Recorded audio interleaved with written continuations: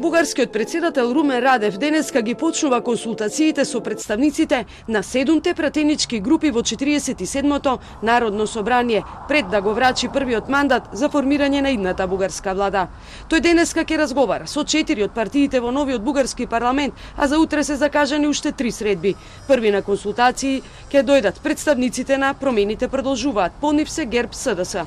Бугарскиот председател утре ќе ги продолжи консултациите со представниците на Има таков народ, Демократска Бугарија и Преродба.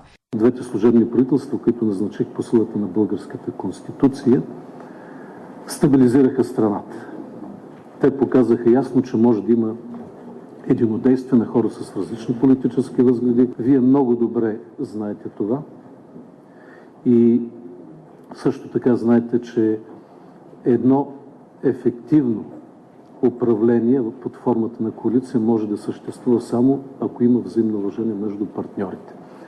Времето на едноличната премиерска власт приключи и надеждата то да бъде възстановено беше категорично отхвърлено от българските граждани по време на избори. Во меѓувреме, бугарските медиуми го објавија предпоставениот состав на новата влада. Победникот на парламентарните избори во земјата, Промените продолжуваат, ќе има 10 министерски места во новата бугарска влада, меѓу кои премиерот Кирил Петков и двајца вице-премиери Асен Василев, кој ќе биде министер за финансии, и Калина Константиновска за административна реформа.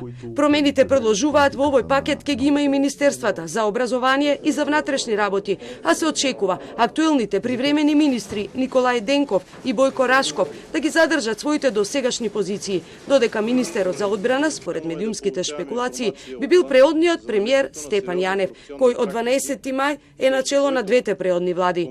На позицијата министер за раст и инвестиции треба да застане Даниел Лорер, а другото ќе оди кај Социјалистичката партија и ќе биде предводено од лидерот во оставка на БСП Корнелија Нинова, која ќе биде и вице-премиер. Се очекува Бугарската социјалистичка партија да ги добие министерствата за земјоделство, туризам и социјална политика. Партијата пак на Слави Трифонов, Има таков народ, би ги добила Министерството за надворешни работи на чело со Димитар Гардев, кој е поранешен дипломат и шеф на партискиот меѓународен секретаријат, како и за енергетика, спорт и регионален развој, со кој ќе раководи поранешниот пратеник Гроздан Караджов. Партијата Има таков народ досега се уште не дала согласност да има вице-премиер во новата бугарска влада.